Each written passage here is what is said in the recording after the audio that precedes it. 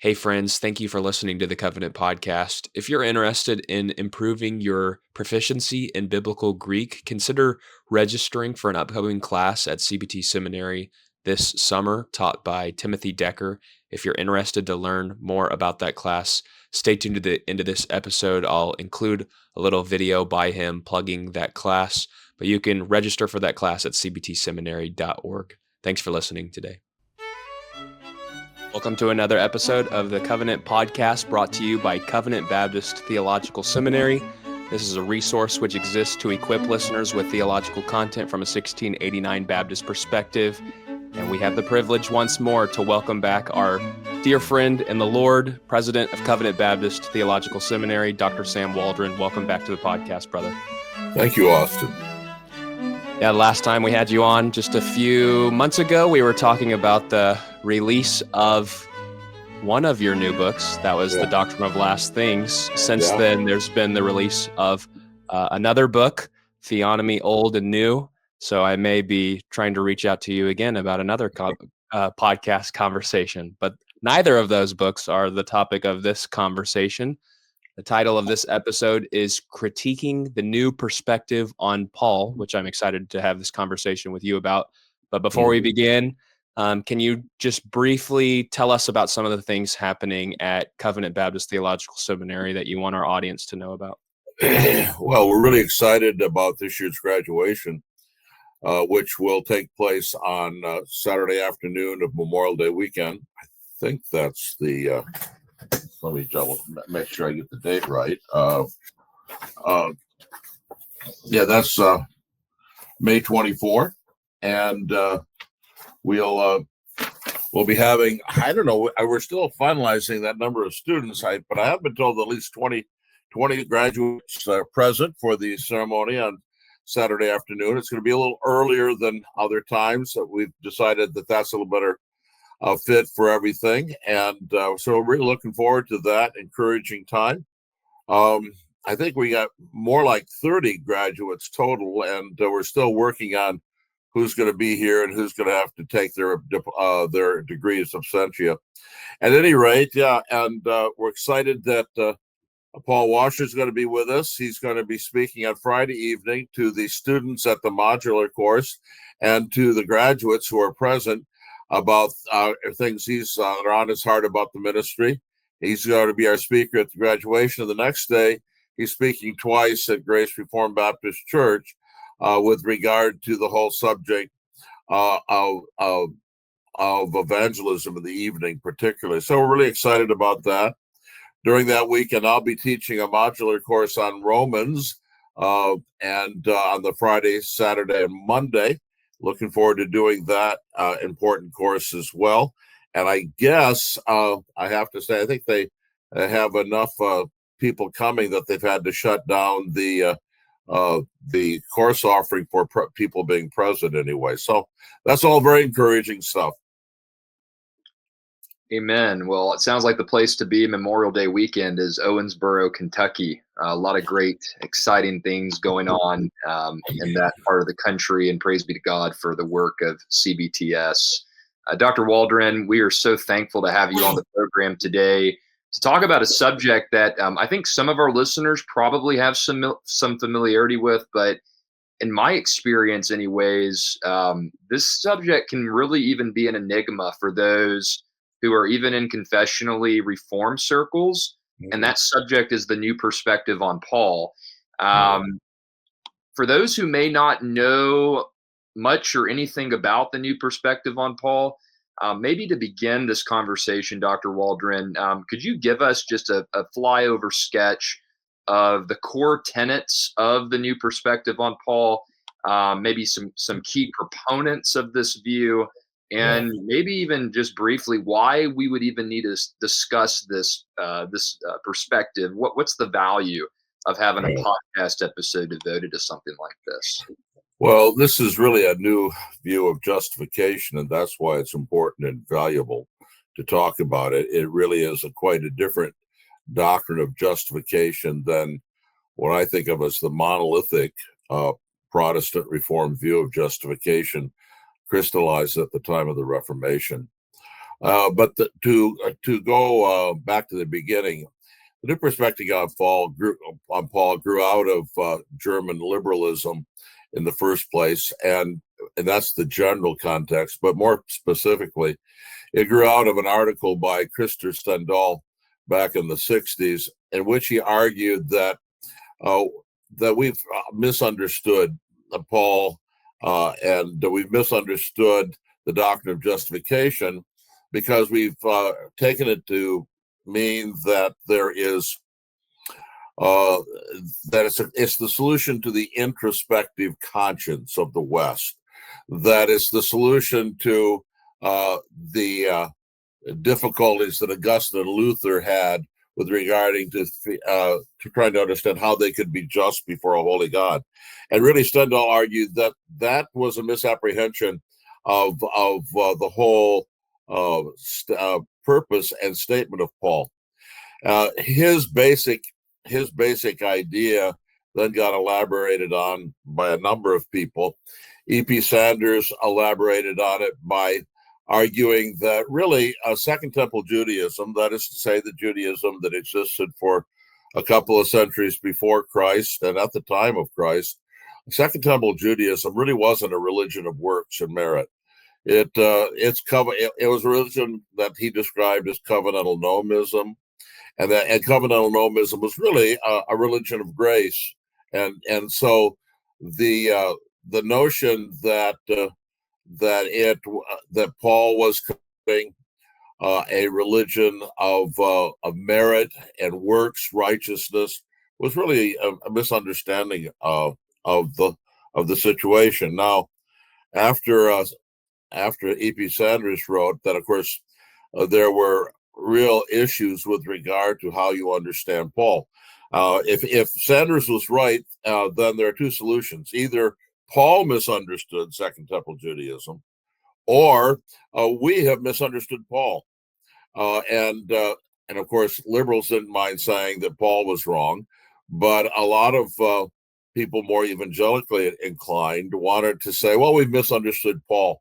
We've misunderstood what he means by the works of the law.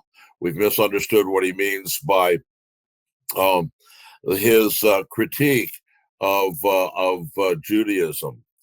So, following Sanders, James Dunn, a well-known scholar or English scholar, elaborated on Sanders' thesis, and then following him, and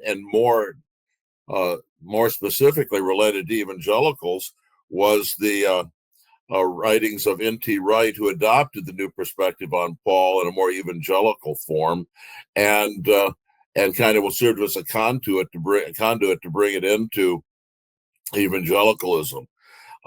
N.T. Wright was at least at one point a Reformed evangelical. People don't know it, but his name is on a book that was published by Banner of Truth. Then he was known as Tom Wright. So that's some of the background. So the claim is basically, look, the whole doctrine of justification isn't Paul combating merit and works righteousness. It's really Paul doing something very different. It's not a matter of soteriology, as is often said. It's a matter of ecclesiology. It's not how can I be right before God, but the question is really who is a member of God's people, and that was understood quite differently by Wright and Dunn and those that preceded them. So I've been talking for a while here, but that's a little bit of the background. Well, you mentioned at the beginning of that answer that this was a departure from the Reformed doctrine of justification and other doctrines that were articulated during that time. And one of the questions that we wanted to ask you was, how does the new perspective on Paul differ from the historic Reformed view of Sola Fide? I think we could draw it out from that answer that you just gave, but could you spend some more time maybe just explicitly comparing the two, putting them side by side to one another? Yeah. So for the issue for Wright and Dunn before him, The issue is not how can I be right before God, but is who is the true people of God, and their claim, Wright's claim, and others' claim, is that the real issue here is that Judaism was saying that the distinctive ceremonial aspects of the law were what defined the people of God. That it was Sabbath keeping, seventh day Sabbath keeping, that it was circumcision, that it was the ceremonial law, more broadly, that distinguished the Jewish nation from the Gentiles, and it was this that identified them as God's true people. The claim is that in response to that, on the part of the New Perspective, is that Paul was saying, no, that's not the identifying mark. The works of the law, and by that he meant those things, and not so much the moral law. Those things are not the mark of God's people. The mark of God's true people is the confession of Jesus as Lord, and that doesn't sound so bad, except that in that whole system, the faith in the Lord Jesus Christ is really commitment to Jesus as Lord, and it's also, but it also then begins to be defined as faithfulness. So faithfulness to the Lord is, and the confession of Jesus as Lord is what marks the true people. In all of this, what happens is that the distinction, the Reformation distinction between evangelical obedience and justifying faith is completely lost. So that justifying faith begins to be defined as faithfulness. Now, of course, we need to be really careful here what we're saying. Of course, true faith results in faithfulness to the Lord. No one's denying that. But what gets lost here is that justifying faith is not believing obedience, and faith is not justified because it is believing obedience. It justifies because it rests on Christ and receives Christ in accord with God's covenant of grace. And so faith is no longer what the Reformation called passive, resting on and receiving Christ. Faith is believing obedience, and faith is then not passive. It's not distinct from evangelical obedience, and in all of this, the dichotomy between law and grace and the two ways of relating to God are lost. In many modern evangelicals, the idea is simply Adam had to trust and obey God, and we have to trust and obey God just like Adam. And he didn't trust and obey God, but the whole idea that there was a covenant of works with Adam and a covenant of grace with our Lord Jesus Christ, and that there are two distinct, really contrasting ways of relating to God was lost. And those three things, a passive view of justifying faith, the distinction between justifying faith and evangelical obedience, and the dichotomy between law and gospel or law and grace, really are what mark the Reformation doctrine of justification. And all of those things are obscured or even lost in New Perspective ideology. I really appreciate the clarity of thought here, Dr. Waldron, because as I said a few moments ago, I really feel like there's just a lot of confusion as to why the New Perspective on Paul is such a problem in our day. And I think as a pastor, one of the questions that needs to be asked in light of our discussion is, can a true Christian hold to this framework given its deviation from the historic Reformed understanding of justification? Because I think for some who hear this episode and hear about this deviation, the knee-jerk reaction is going to be, well, does that mean that everybody who holds to the New Perspective on Paul is lost, or can you hold to this view and still be a believer? How should local churches view those who dabble in this sort of thinking? I just wonder if you would be willing to speak on this from a pastoral standpoint, Dr. Waldron. I think it could be really helpful and clarifying to our listeners. Yeah, and that's a complicated issue. One reason it's complicated is that, as someone has said, there isn't a new perspective on Paul. There are a number of different new perspectives on Paul. And so to broad brush say either it's fine, there's no problem with a person being saved and holding it, or to say, all the people that hold new perspective on Paul are lost. Both those responses are simply way too broad brush a response. And so, yeah, I mean, I think we have to make here. I will say, having said that, though, I will say that if what I've described is what somebody is holding, I really think that a church ought to think long and hard before they receive a member who holds such things, because it seems to me that there is such a drastic obscuring of the nature of justifying faith and of the doctrines of grace alone, Christ alone, and faith alone, that I think it raises very serious questions about someone's conversion. If what I've given to you as the heart of New Perspective teaching is true, I'd wait long and hard before, and I'd have a lot of questions about whether someone like that who held all of those things was a genuine Christian. Interesting. I think that's a helpful response. Yeah. In listening to your last response to the previous question, I was just thinking about how problematic it is to mix law and grace, Yeah. the problem of confounding those two together. What other concerning implications might you say that we should be aware of if one holds Yeah. to the new perspective on Paul, and not only doctrinally but for practice? Yeah. What can you think of? Well, let me do a couple of things that I promised myself I would do here, Austin, and I can do them in responding to what you just said. A number of years ago, boy, before your time, way back in the dim early years of Covenant Baptist Theological Seminary, actually, probably it was Midwest Center for Theological Studies at that time.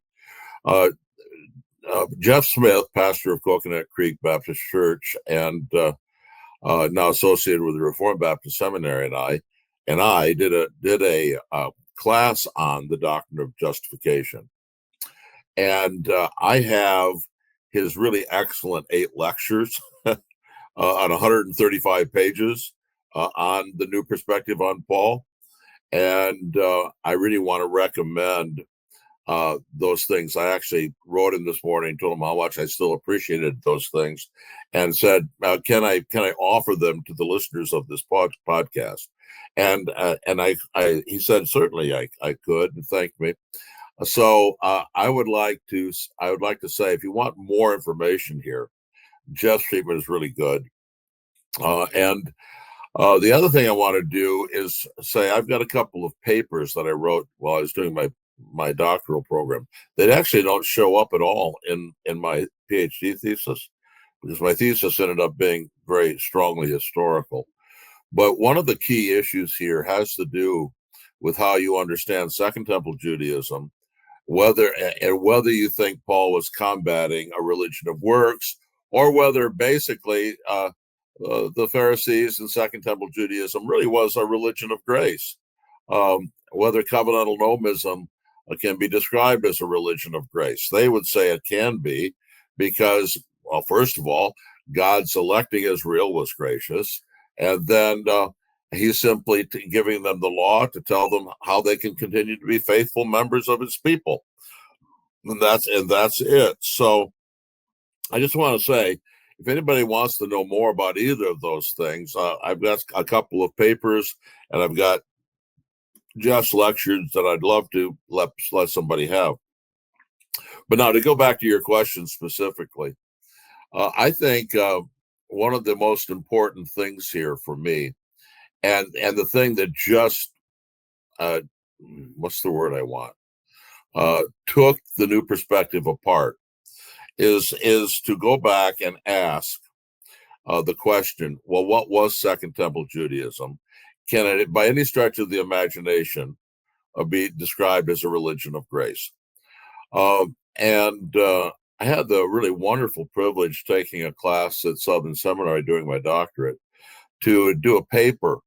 It was the use of the Old Testament in Romans, and we had to choose a quotation from the Old Testament and do a paper on that particular quotation. Well, there was no question about what quotation I wanted. It was Romans 4:3, which is the statement that Abraham believed God and it was credited to him as righteousness. And it was in digging into that quotation that I saw the drastic difference. I mean, the drastic difference between Second Temple Judaism and Paul's understanding of that text. So what I did was, and we were required to do, was go back into the Talmud and other ancient Jewish literature of the time and just ask, how did they interpret Genesis 15:3? What did they say about Genesis 15:3? What did they say about Abraham? And then at the same time and look at how Paul interprets Abraham in the same passage. And there's an incredible difference. Well, you can't, I wouldn't go as far as to say that all of Second Temple Judaism, without exception, were legalist, and all of them missed the whole point of doctrine of justification. I can say that there was a wide and broad stream of Second Temple Judaism that was not a religion of grace, which was a religion of works and merit.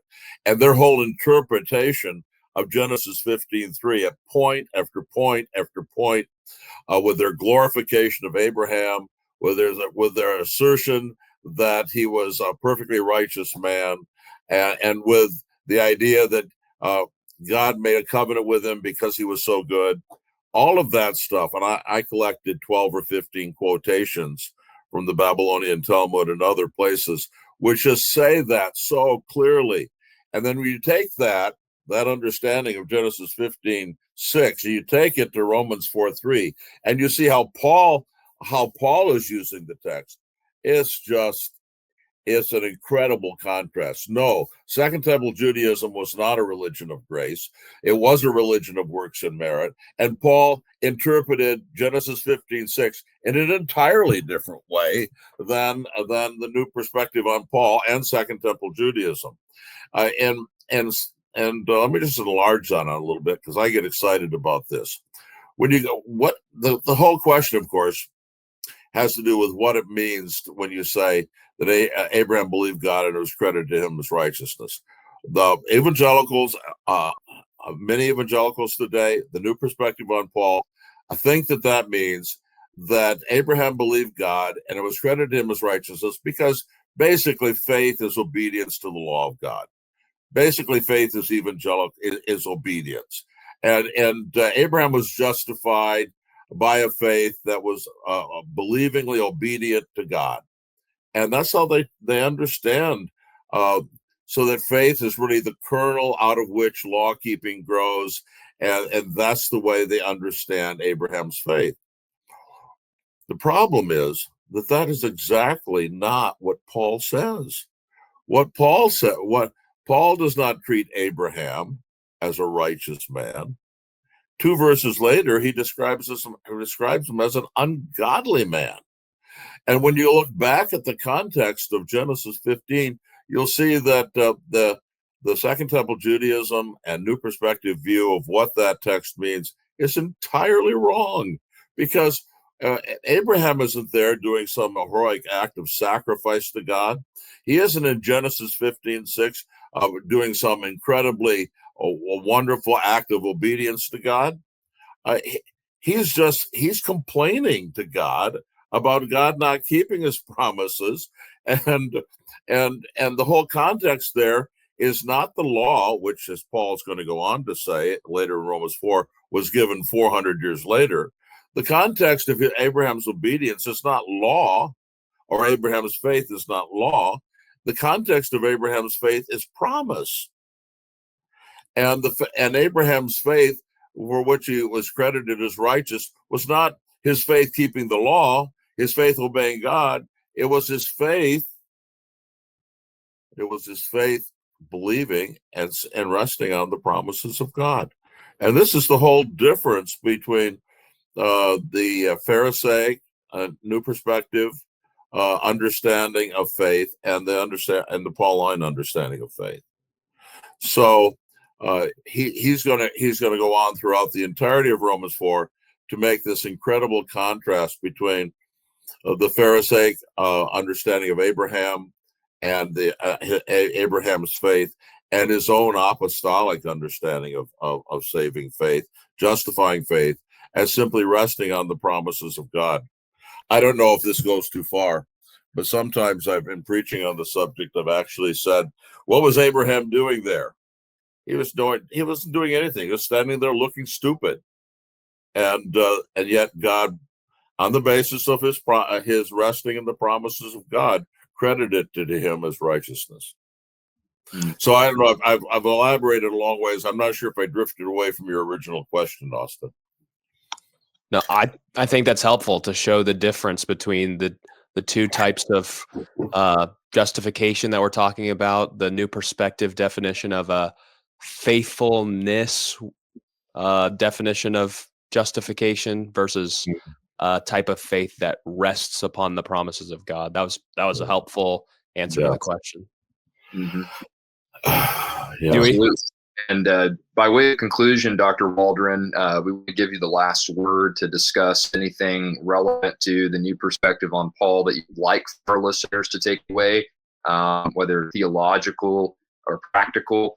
And then maybe are there any potential dangers that are, to your knowledge, drifting in the broad stream of American evangelicalism that may not be the New Perspective on Paul, but might be closely related to it, or teach in a similar way some of these errors that you've drawn out over the course of our conversation? We'd appreciate if you had any insights to share by way of conclusion along those lines.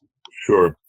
Well, first of all, one of the things that is really clear is that when you come to the exegesis of key passages in Paul, you have to understand that at point after point after point, the New Perspective exegetes take the position of the Roman Catholic exegesis as opposed to the Protestant exegesis.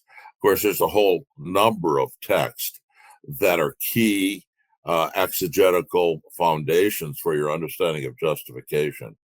And at point after point after point, the New Perspective guys are interpreting those texts like the Roman Catholics opponents of the Reformation interpreted them, which is, I think, incredibly important to understand.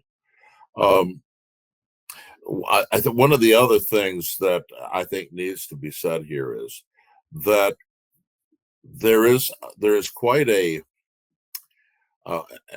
parallel between New Perspective and the old neo-nomian views that are associated with Baxter.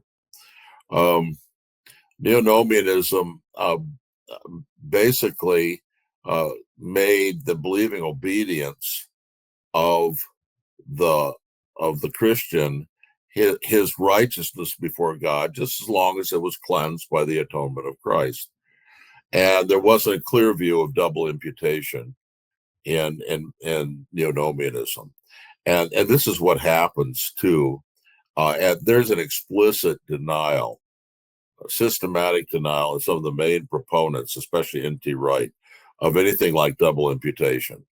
There's an interpretation of 2 Corinthians 5:21 that is